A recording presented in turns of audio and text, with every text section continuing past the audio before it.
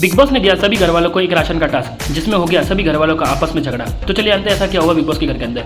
Big boss ने सबसे पहले चुम से पूछा कि आपके किचन के अंदर कितना राशन बाकी है। तो चुम कहती है कि आटा और सब्जी तो पहले ही खत्म हो गई है। फिर बिग बॉस सभी घर वालों को कहते हैं कि आज आपका फेवरेट टास्क होने वाला है, जो कि है राशन टास्क। और फिर टीवी स्क्रीन पर राशन की लिस्ट शामिल होती है, जिसके बाद फिर बिग बॉस कहते हैं कि आप सभी आपसे सहमति से इनमें से 50 आइटम सिलेक्ट कर सकते हो। और हाँ, इसके अंदर कॉफ़ी और चाय नहीं है, क्योंकि सारा और कशिश की डील की वजह से वो मैंने कैंसिल कर दी है।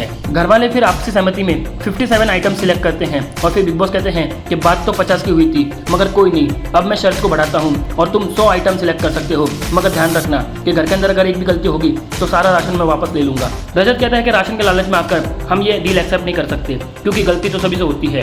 करणवीर कहता है कि बिग बॉस हमें राशन का लालच देना चाहते हैं ताकि हम फंस जाएं और घर का सारा राशन छिन जाए। जिसके बाद तो अविनाश सभी घर वालों से लड़ता है और फिर बिग बॉस से कॉफी की मांग करता है। और यहाँ पर फिर अविनाश का पोपट हो जाता है, क्योंकि खुद बिग बॉस अविनाश को डांटते हुए ये कहते हैं कि मैंने साफ कहा था कि कॉफी नहीं आएगी, तो तू क्यों इस फालतू मुद्दे को खड़ा कर रहा है।